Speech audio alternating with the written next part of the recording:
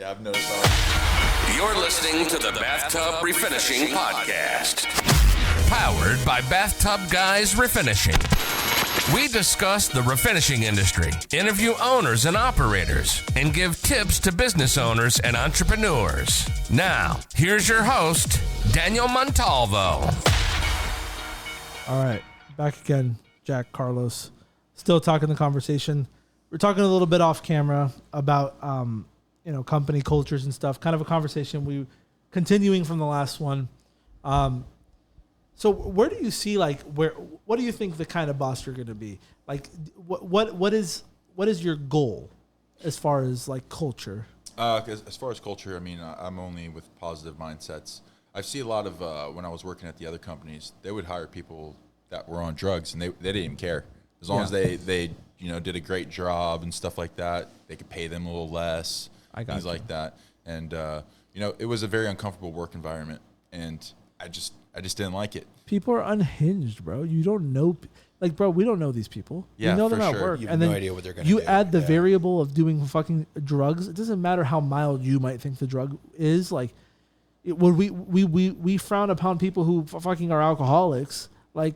And that's legal. Exactly. Imagine the other drugs. Yeah. It's like, come on, guys. We got to do better than that. But no, I want to get somebody, a younger kid that I can build his spirits, mold. I want him to look at me almost like a father figure. Absolutely. Okay. And that's really what I want. I want to be extremely respectful. I want to teach them everything I do. Yes. Just You want to another clone. me. I want to clone you. Exactly. I want to clone me as 100%. many times as I can. If I can get two really good guys and I can have them teach, man, I'm set. So exactly what he did. You get your first guy, you train him to be just like you. The second guy trains the other guy. Yep. And you already know that you already trust the first guy. And that first guy is going to leave that second guy 100%. And he won't step on your toes because he goes through him. Yep. Yes. Yeah. What you want is you want to start creating that line of like, hey, business. Bro, don't come to me with every little shit. Exactly. He's your responsibility. Yeah, absolutely. And you earn that responsibility because you learn from me. Yep. And there you go. Just keep the line moving. Yep. Obviously, when he's already training, take care of him because he just took a shitload of workload off of you. When you train someone and then that person starts training, and you 100% trust him because you taught him everything that you do, dude, that's a blessing. Oh yeah, that is so awesome. But I'm gonna tell you something right now, bro. Please, make sure that you have a clear outline of how you want to pay the guys and stick to it. Don't make exceptions for he or them over there. Like everyone's gotta kind of be on the same page. Like if you're gonna 1099 the guys and you're gonna pay them hourly, like fine. If you're gonna W-2 them and make them employees officially on the books, like don't get like, bro, we gotta treat these things like real companies. And you can't do a percent of the job because if you give one guy a job and another guy a job and they're two different prices, that can be stepping on toes. And then commercial, it becomes a fucking headache. Yeah. At the end of the day, bro, like a lot of people, look, how many times have we seen, and I sub work to him, but it's not like he's working for me every single day. Only when it plays out that way. He has his own jobs, his own company, and sometimes he tells me, like, look, this week I can't.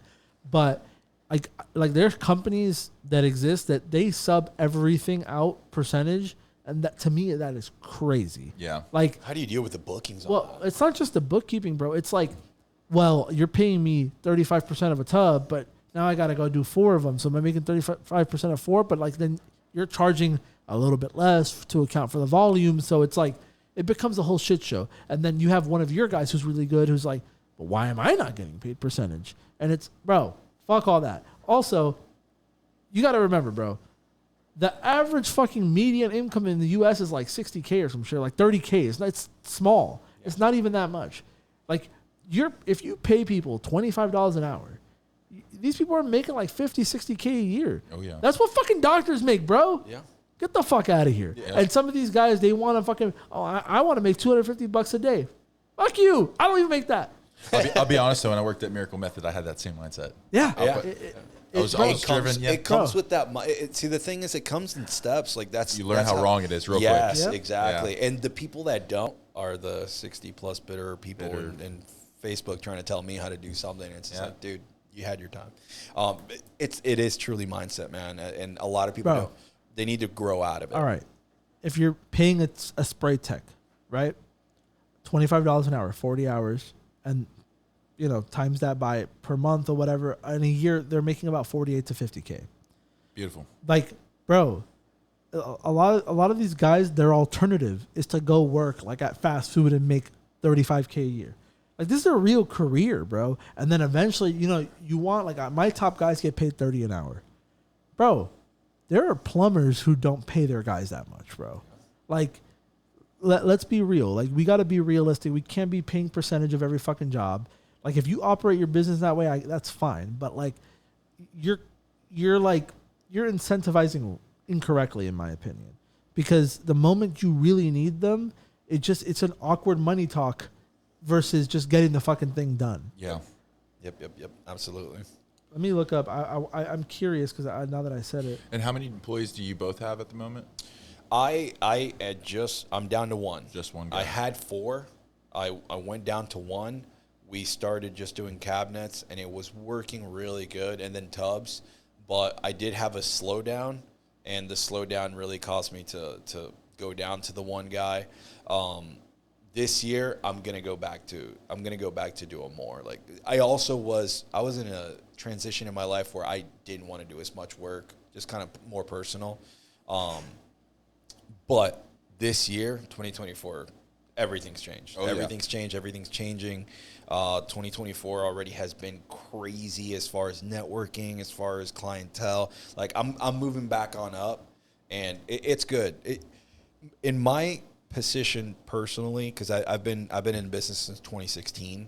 I was that guy that was absolutely comfortable with just being a one-man crew, and I didn't want to grow, So that's I held myself back because you're making more money than you ever made, and you feel like, at that point I'll be able to take care of myself. Exactly. But you're not thinking about the others. But I'm not thinking about my family. Yeah. You know what I mean? I was just thinking about myself. I got the number. Yeah. Okay, average median for a single male, 52,000 a year.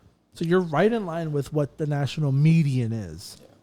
Keep in mind, there's opportunity to get to, around 30, which at that rate, you're going to be making closer even to like more, 75, 80. Exactly. Oh, yeah. We got to put these things into context. This shit is not bad money. And anybody who is like, well, I want 30% of the job. How about you go and fucking run your own ads and get your own company? Because if you as a business owner, if you're not netting at least 50% gross profit, you might as well close shop today, because you're not going to be around, bro.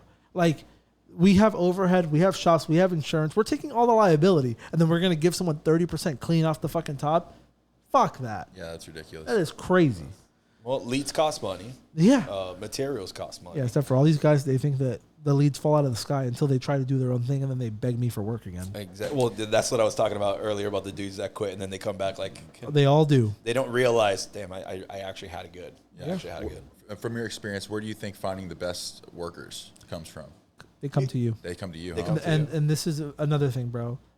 Your social media, your branding isn't just for the customer; it's for prospects. It's for prospects. Absolutely. Look, people, bro. I get calls from California. I get calls from Texas. I get calls from New York. Dude, like all the fucking time. You want to know what's great?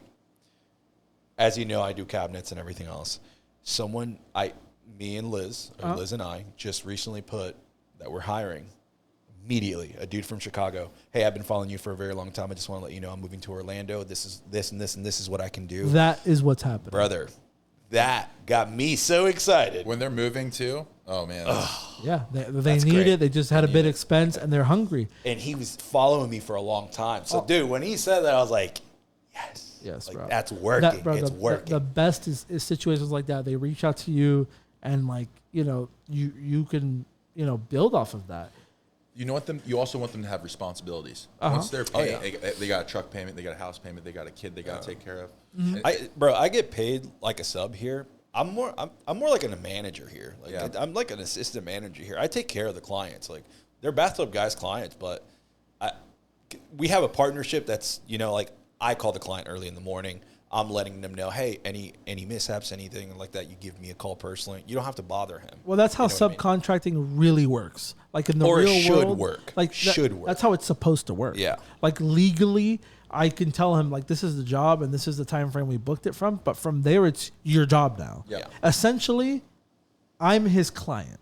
Yeah. And he's trying to provide that same kind of customer service to me. My service doesn't dumb down because I'm his subcontractor. No, actually, on the contrary, I need to make sure it's good because I have more than one company now that I need to make look good. Exactly. You know, so and that's how I view it. A lot of people view it differently.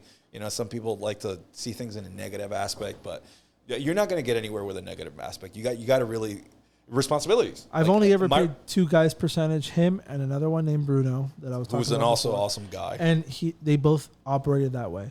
It's like, it's my client. I'll talk to them. I'll take care of them. I'll let them know when I'm coming. If something happens, it's on me. Yeah, like, chips or anything. Like, I've had clients call me. Yeah. Like, you know what I mean? No problems. And I tell them, you know, you save my number. You give me a call in case anything happens, any issues or whatever. I'm going to come right back. I think it would be best for me to start out with a percentage with the first employee that I get because I know exactly how much I'm paying. Yeah. You know, if they're going to milk a job on a $500 tub, you know, that's going to cost me money in the long run. Well, if they're only getting paid $150 off that $500 tub, or even less than that, however I would do it. You can get kind of crafty with it too. Look, you could be like, look, this is a skill that you're going to learn.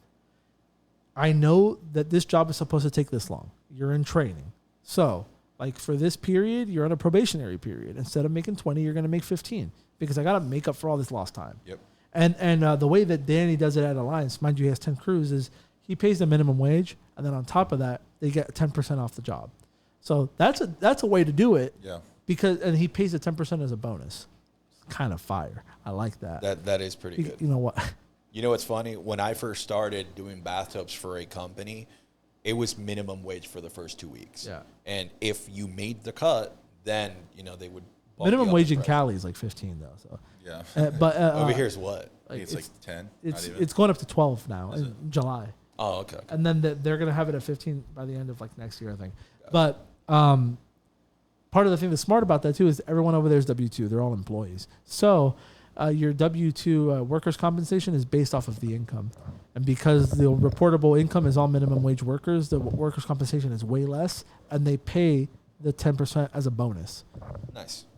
So see, it's all about figuring out what works for the company. Yep. And like clearly that's a great way to do it. That's a good system. Like for me, a third of the job is too much, 20% is too much, but 10, 15%, okay. If they're like, that's a way when there's a lot of guys to maybe get them a little bit more enthusiastic about, okay, it's going to be a 12-hour day, but I'm going to get some fucking more work done and some more money in my pocket. It's another way to incentivize, but there are guys who want 50 fucking %. There are guys who want 60, 40, and there are people paying it. That's ridiculous. Yeah. That is ridiculous. Well, the thing is, if you're putting your name on it, your name is what needs to be like. Your name is literally on the line. What about when you stop subbing with them, bro? Exactly. Like, okay, like let's say I die tomorrow. It's like any and all my fuck ups. It's like now I gotta absorb them. You gotta absorb them. Obviously, you already know and you trust me that the jobs were done to the absolute best potential possible. And the picky client here and there, something happens. Every now and then, a product could fail and might need to be reapplied, and you know, like then that's why you got to think about these things when you're talking about the money situation. It's relationships. It's relationships. You have to, like, if you're gonna sub, trust that guy. Know that this dude is not gonna let you down. Yeah. So I think I have my game plan. Typically is going to be once I get these people going. If I get at least 2 people, I'll just basically be like the ladder man. Anybody that needs me anywhere, you need help this. Ran off something here. I'm gonna go run to Home Depot. Yes. I'm gonna grab it for you. Yeah. That's kind of what your job uncomfortable turns into. spraying this. Okay, is it prepped? I'll spray it real quick. Yep. Things like that. And show them when you're spraying. Look, since you spray the resin primer, you already know if something happens, you can sand it the same fucking day. Yep. So like 30 minutes later, you know, I always do that. Guide their fucking hand with the gun. Get them in there. Look, this is how I do it. So like, educate them while they're doing it, so they're not just dicking around waiting for you to come around. Yep.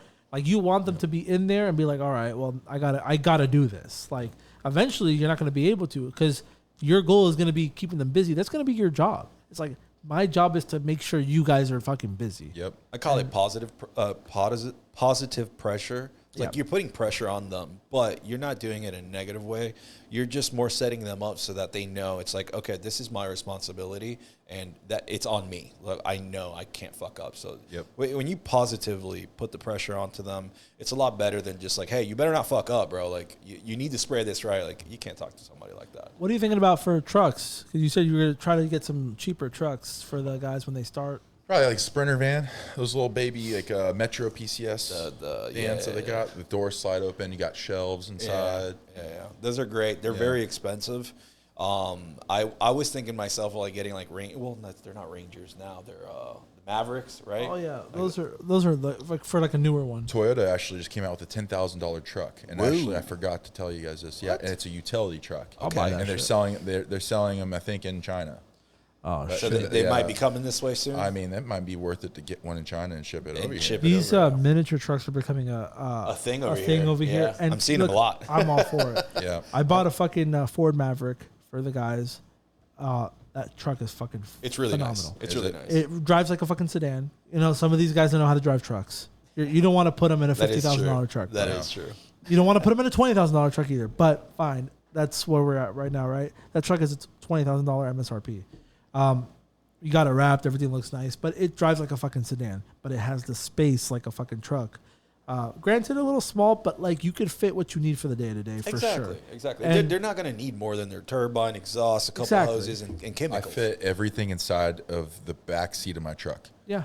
Everything, because my seats fold up. Yeah. And it's about 5 foot. I can almost stand in the back of the truck. Yeah. So I can have 3 bins. I put everything in neatly. Nice. Yeah, it's nice. Convenient. I don't do that, and the only reason I don't do that, and I used to, is the chemicals, the bro. smell. I'll get in, and then it's embedded in the truck. So what I do now is at least the chemicals I leave outside on my bed with, like I have them covered in everything. I have such new stuff usually, like I said. I'm buying pretty much the same week. So everything's burning.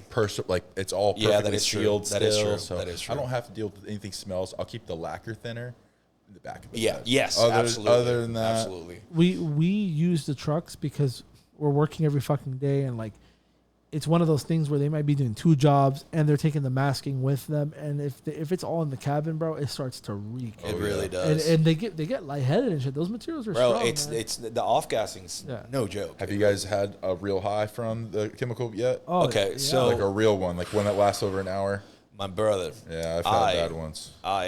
Coming from the automotive refinishing world, I used to not give a fuck. I used to spray sleeveless shirts, just a face mask. I'm spraying almost sometimes no gloves. I used to literally be an idiot when it came to this. And several years ago, I started really feeling myself and not in a good way. Like I'd come home or I'd get in my driveway and I would just be sitting in my car like this. And like I just feel like I'm burnt out chemically wise. Yeah. Not workload wise, but like I'm like, man, I don't like this. I really don't. And I started suiting myself up. And even now for Bondo, even for sanding, I have a mask and I'm fully suited, bro. Yep. I have my exhaust. The first thing I do when I go to a job site is the exhaust. Why? Because the first thing I do is I like to do an acid wash. So I might as well go ahead and the acid smells also. It's stinky, I put on a mask also for that. So the first thing I do is have my exhaust system. That's the first thing I do because the first thing I'm going to do right afterwards is the acid. And ever since I started feeling all these things that I didn't like, and I was very aware that I was not protecting myself, with PPE, personal protection equipment. I started taking care of myself. So. Yeah. I still wear shorts and sometimes a short sleeve. But as soon as I'm done spraying, I'll just do a quick lacquer wipe, right? But over time, my skin starts, I'm like, oh, there's still some here. Oh, no, my skin's dried out. Yeah. So, dude, my brother used to do that. Yeah, so I also used to do that. I wear long sleeve, and if I do anything like where I know it's going to get on my hair and my legs, then I'll put on pants. You could also get a compression sleeve, like the ones that athletes use. Yep, I use those. I use those for my legs. So before I did the suits, I was doing the compression sleeves. Yep. Well, I would buy the entire underwear suit where it's full sleeves and everything, and then I would just put shorts and stuff like that. But it does also kind of transmit through a little bit, and something that I'm going to tell you guys that I like because I care about my health now. I really do. And I didn't used to. Your skin's your biggest organ in your body, and it absorbs literally everything that falls on it. All these chemicals that overspray that are falling on your body, they're going straight into your liver, bro. And the lacquer that you're using to wipe it all off after the fact, dude, it is not good for you. I've done some digging, and it is not good for you. So I know the suits are shitty, And I don't mean to cut you off. I know the suits are shitty and they're very inconvenient. I don't care. It is better to have something. Please, have you looked, and I looked this up, the average lifespan of a painter is 65. I don't even want to see It's 65. It's 65. And if you look at all these old painters, look at their bodies. Look at their faces. They're all rugged. They're all... lacquer thinner. Take care of yourself. Lacquer thinner is an industrial solvent, bro. Yeah. You got to remember what these things are used for outside of what we do. Yeah. Oh, yeah. And it's harmless in like a small amount, but bro, Like just on the hands Every or whatever. day, bro. Every day. Every I day wear doing gloves it. now. I know. I sweat. I'm a sweater. So putting on gloves sucks for me. or it gets hot as But- fuck in the suit sometimes. We all know it. It does. I take off my suit, and honestly, it feels like a little sauna after I'm done. But it's a good thing. I like to sweat. I'm doing the gym now, so I actually consider it like a good thing. As to before, I'd be like, oh, I hate that. Yeah. Guys, please take care of yourselves. Please. As a person that was not liking how they were feeling, and I was spraying every single day of my life. Like, I used to work at a paint shop, bro, and minimum 40 cars in a week.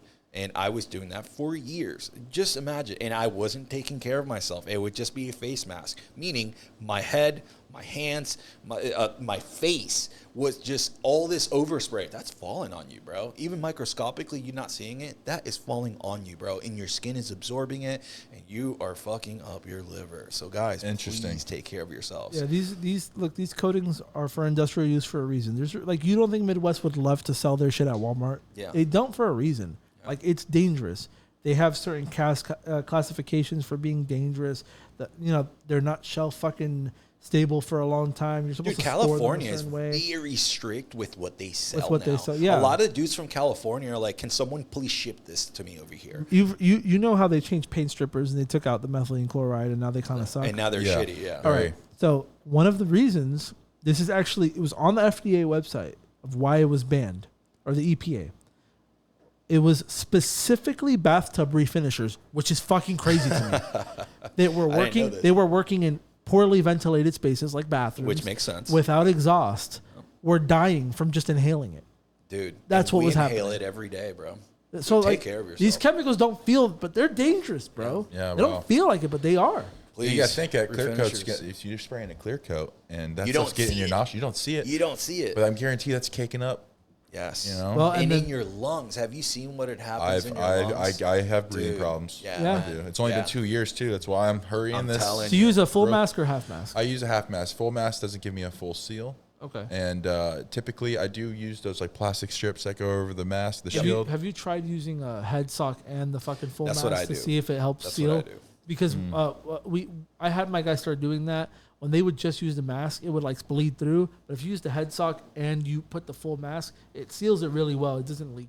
I get a fume. I get the like the alcoholic fume of it, but I don't get like the actual toxin. Okay. It feels like when I do that. Okay. Make sure also, and this is something important for you refinishers out there, get the correct face mask for your head. And the There's right a bunch- filters. And And the right Oh, filters. that's very important. The face, I used to spray for the longest time with a medium-sized full face mask. That wasn't doing shit. I needed to buy a large one. And after I did, I was like, wow, I was refinishing for years with the wrong mask. You know what people think? What? They think the mask is supposed to stop here, and that's not true. It's supposed to stop here. Exactly. Because So, that's where your fucking the majority of your neck is at. well, you know what's funny? Before I started putting the socks on, when I would take off my mask, I'd have a literal line of where the paint was seeping through and leaving Right here. And you see it when you see it on on the half masks, but on the full face masks, I was seeing it after I would take it off and I would look at myself in the mirror, and I'd have a literal white line or whatever color I painted. That means it was getting in big and that means it time. was getting in Yeah. big time. Ever since I started putting on socks, and then I just put it on a little tighter. I'm just painting for a little bit longer.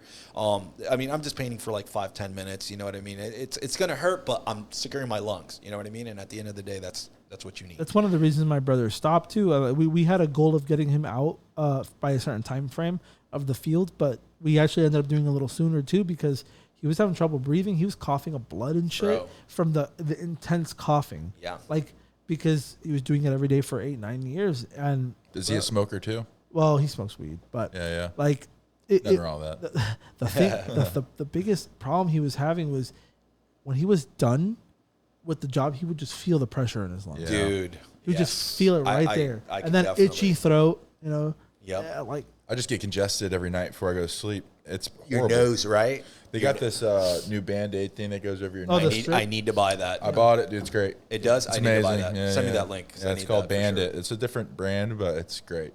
I need to do that because it's almost like my left nostril, my right nostril's always clogged now. You might have a It might be deviated deviated. septum, That's what I have, a deviated septum. Yeah. which is like super common. Yeah, that is true. But look, honestly, man, everyone's got to take care of themselves. That's a side of this. You know, you'll see guys in there, they're not even wearing masks and stuff, and like, bro, I mean, I'm very vocal about it. Even Yeah. on groups, when I see people posting up their videos, I have to. And people take it the wrong way. Like if I'm trying to bash them, I'm like, no, dude, I'm just trying to let you know what the fuck happened to me and why And what happens to don't want it others, you. bro. Yeah, dude. Like again, the average lifespan is 65 for a refinisher, bro. That is not good. And that means that when they're dying at 65, they've had already existing conditions before they died at 65. And did they work till 65? It's not saying that. Maybe they only worked for 5 years, but they still got the effects from it. And still died at 65. So guys, let's prolong our lives. Please for take sure. care of yourself. Buy good equipment for your spraying and everything, but splurge On on your PPE. PPEs. Please. Your lungs matter. When you have to put on a breathing machine and walk around with an oxygen tank, that's not pretty. money doesn't mean anything if you're dead. Nothing. So, I wanted to see, do you have any questions that you want us to answer, anything in particular, before we end everything? Mainly all the questions I think I have are going to be off podcast questions for sure. Nice. Okay. Other than that, thank you for having me, dude. This has been a pleasure. Yeah. Absolutely. Well, we'll keep it going for a little bit more. We got 26 minutes in. Is there anything you want to talk about?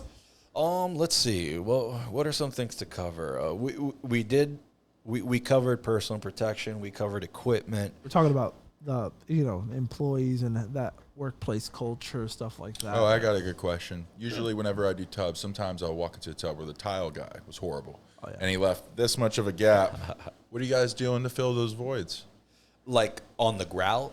So the caulk line gap where it's like this big from the tile. You gotta grout that shit. gotta grout that? So there's grout, or and sometimes you kind of have to go to this point, buying small like 1 inch. And you see that I've walked into other refinishers doing this, and I've done it myself, especially when the gaps are just ridiculous. They sell outlining for you to just, and that's an upsell. Like a trim piece. Yes, almost? like a trim piece. Thank you. That's what I was trying to say. And that's an upsell, because that's not your fault, and that's something that you're trying to prettify because it looks like shit. Obviously, that's why the client called you. So you can. I have like my own little chop saw that I always bring with me anywhere. I think anyway. I think across the board we should start charging more for caulking too. It should Yeah. be optional because the thing is, it's not your fault if the gap is huge, and if you cut the caulking and then you see the grout line, now it's your fault. Yeah. That's the fucking problem. And you need to, obviously, this is going to be discussed before a yes was even said to the job site, because you've already looked at it, pinpointed it out to the client, and gave them options. But like that one guy that had the grout that was like cement. You remember that? I have a photo of a client. This guy was funny. This is a special one. He sent me personally because he's like, dude, I just don't think anyone else is going to be able to handle it. So He had he was a picky little guy, dude. this guy, literally, since the second I walked in the door, was just standing out of was standing at the door of the bathroom watching me all 8 hours. Isn't that the best? I've had that happen a few times. So I don't mind it. I make it more awkward for them to realize it. So he's staying there quiet, and I'm just like, so how's the weather? When you start putting those things like that, that's when they're really like, okay, maybe I am being a little bit. Best thing I like to do is when a situation like that is I'll basically mask up the entire front door and make a slit down the middle. Yep. So I put and then I bring my ventilator in, and I'm like, can't pass this point. That is true. So. That is a good one. Or the vacuum, like when you have to sand and stuff. Like, Yep. They usually, when there's loud noises, they usually go away. Back when my dad used to do refinishing, he had a customer. This lady she didn't trust him. She was like, I don't believe that you're gonna do a good job. Whatever. She was just kind of being a bitch. She was like old. She was like in her 70s. She stood in the bathroom while he was spraying, and she passed out. Oh my God! What? Man. No, that's just at that point in time. That lady's just extra. Her daughter I came. don't think I would have sprayed though. I wouldn't have been uncomfortable. The thing is, I'd my been dad started uncomfortable. spraying, and she walked in. That's what happened. Yeah, He had his back turned to the bathroom. Oh, that's she's how on the I'm not floor? looking behind me. Exactly. Yeah, So, exactly. well, she passed out, and her daughter ran in and was like, my mom's just fucking crazy. It's okay. Don't worry about it. Just finish the job. And he was like, my God. apparently she's done shit like that before. Wow. Yeah, there's people like that, man. Yeah, There's bro. people like you that. run into all sorts of people. What is like the craziest story you have of a client that you could think of? That'd be kind of fun to end it on something like that. I'll tell you this craziest counter I've came across. So there's this counter that none of the laminate on top was stuck to, but she put it on there perfectly to where it looked like it was stuck. And when she took pictures, oh, this is the quote I gave her. This would be great. I came in and I seen that the laminate was pulled up. I'm like, I'm not even going to be able to do the job. Well, she was like, that's fine. She's like, can you help me at least move the stove back? As I was moving the stove back, 2 rats ran out from underneath the oh, it was, dude, and I hate rats. I can't deal with rats. Yeah, it was Elephants smoker's don't house. like rats. Was, I don't like rats either. Man. I've yet to see a fucking rat in a customer's house. Yeah. I haven't either. I've walked into, especially when I used to do, oh, man. All right, so I used to do apartment complexes back for a company I used to work for. I've had plenty of myself, some experiences, but probably one of the worst ones is going to an apartment where every bit of the cabinet that I needed to refinish had a bunch of cockroaches. They weren't even trying to run away. Right. They were just chilling, looking at me like, well, do your thing. And I'm talking about the cockroaches, not the clients. Yeah, like, wow. They're just chilling. And I'm like, and they're like, you're going to be able to do it, right? And I'm like, you know, the psychology behind someone thinking that that's okay, it's kind of nuts, man. Like, if you have cockroaches in your kitchen, that's a health hazard. That's a health hazard that you need to really fix, man. I've walked into some houses where it was hoarders, and you're just doing this, trying to walk through. And actually, you know what? The craziest apartment I ever walked in, this client, if I'm not mistaken, he was some third world country. And something I've noticed as an immigrant myself, immigrants have this thing where they like to be very cheap. And this guy took it to an extreme notch. This guy didn't even like having his AC on. I walked into this guy's apartment. It was just supposed to be cabinets and tubs. And when I walked in, the crazy amounts of mold and humidity inside that apartment, which, by the way, all doors were closed. He didn't have his AC on because he said he didn't like to waste electricity like that. Dude, he was no problems in the apartment, no mask. I walked in there. I'm a person that doesn't like to immediately quit. I try. So I walked in there, and I'm like, oh, my God, my eyes watered horribly. So I put on my mask, and even through my mask, I couldn't. And I ended up calling the manager because it was an apartment complex, and I'm like, I'm so sorry, sir. I cannot do this apartment. This apartment has mold everywhere. Dude, all of the ceilings had mold everywhere in the apartment. It was humid. It was like walking into a very humid area, and you just felt it right walking through. And this person, no problem, no mask, no issues for him. And I just couldn't believe it. This guy was living like that. So the manager came once I told him what I told him. And I didn't do this to get this guy in trouble, but the manager's like, we have to evict this guy. Because what happens is, if he doesn't evict them, that spreads onto the next apartment. And then it spreads from apartment to apartment because it's already eating at that apartment. It's eating at the drywalls, and it's gonna transcend to the next apartment. And he's just like, yeah, dude, I'm glad you told me this because clearly this guy has been living like this ever since he moved in here. And he's like, this is a health hazard for anyone around this apartment. So now we have to destroy this apartment. This guy has to get out of here. We got to make sure that this doesn't go past this apartment. Yep. So it sucks. I kind of got someone kicked out of their apartment. You probably put them in a better living location too. If you think about I it. hope so. I'd like to think I didn't just make someone homeless. Yeah. But at the same time, that dude cannot live like that. At that point in time, he's better outside living homeless than he is inside the apartment. I've had two nasty things. So one was in a hotel in Miami that we did that I was telling you about before. This was in Naples, by the way. It was south. This was, bro, so nasty, bro. So they had this thing. It was during COVID, and it was around that time where like how they fired a bunch of housekeepers, and they would only like do housekeeping upon request at the hotels. That's what they were doing. And they had like a bachelorette party, I guess, in one of these rooms. And bro, they like left over like food, and they had us refinish it. It hadn't been turned around in 3 weeks. Bro, my God. There was maggots on the fucking bathtub coming from the grout while we were spraying. We tried to clean it up. We vacuumed it, cleaned it. While we were spraying, you just see the fucking maggots crawling around the grout lines. It was disgusting. Oh. So fucking gross. bad. And the hotel tried to have us like come back and fix that. And I was like, I'm not going back over there. That's disgusting. That's just on them. That's on them. Well, and the whole room just reeked of death, bro. It was disgusting. And then another one where we pulled a tub liner. I don't know if you've ever pulled I haven't one. had to do that yet. Okay. No. Charge enough, bro. Charge a lot. Charge enough. I did not charge enough. The things are a bitch. So it's like a tub on top of a tub. They glue the shit, but even if it's coming loose, it's still kind of glued on there. It has a fake drain. You got to take it off. It's a whole thing. When you take this thing off, underneath is just nasty bath Moldy water water that's gotten in between the fucking real tub and the fake tub. I hear Oh about yeah, those you always nightmares stand all on the it and time, you can hear the water squishing through. We took it off, and bro, just like it was like sludge, bro, of like soap scum mixed with water, and it just fucking smelled like sewage, bro. You know how some people fucking piss in the shower and shit too, bro. So you gotta fucking imagine that shit was fucking disgusting. We charged them like $1,300. I would have done the same thing. Yeah. But yeah, bro, you encounter some nasty, some crazy shit doing this stuff every day. That's the bathtub fitter, right? Yes. Yep. Yeah, I see them at our mall all the time. Walk by, I give them a card. Yeah. So And you see, I see their trucks a lot. I see driving it around. I often. can't believe people do that. This customer originally called me because they had a crack in their bath fitter, and to repair the bath fitter, and I was like, I was looking at him like, this does not look fucking right. Like it looks like the tub is too high up on the tile. Weird. And then they were like, yeah, it's a bath fitter, and I was like, oh, I'm like, I cannot do a fucking foam repair. There's a fucking tub underneath that shit. She didn't even know.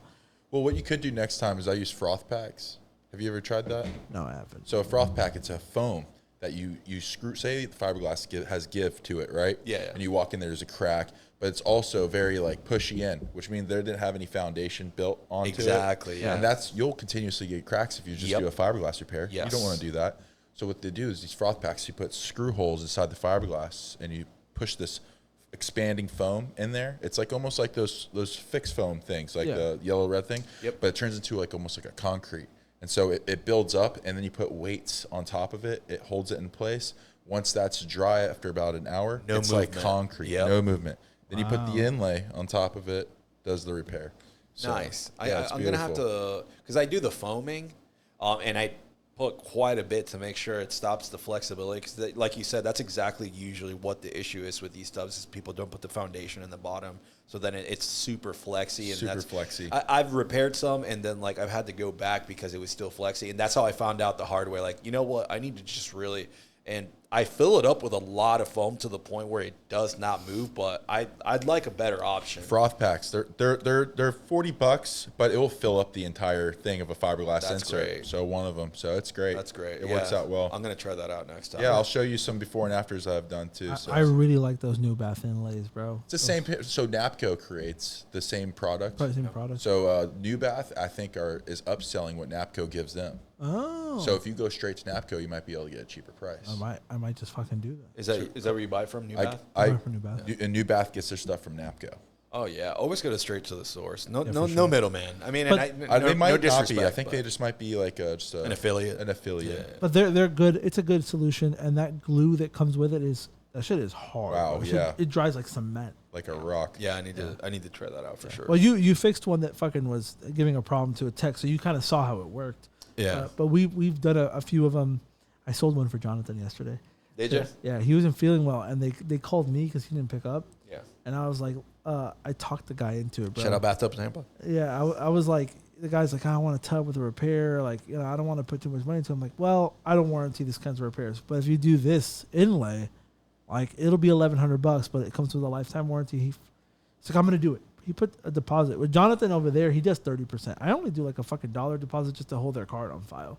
Jonathan does exactly. 30% deposit. It's, whatever works for Whatever you. works, exactly. But Dollars, I like that better because you can still charge the cards if they don't want to pay. exactly. I put $1 down and I tell them there's going to be a cancellation fee. Also, if they, block that locks the them card, in good. Yeah, it also block if they block their fucking card or something, which never happened to me, but it's good. It's happened. It's good to know that like there's companies that do collections and shit like that. If people owe you money, if there's a signed agreement, collect your fucking money, bro.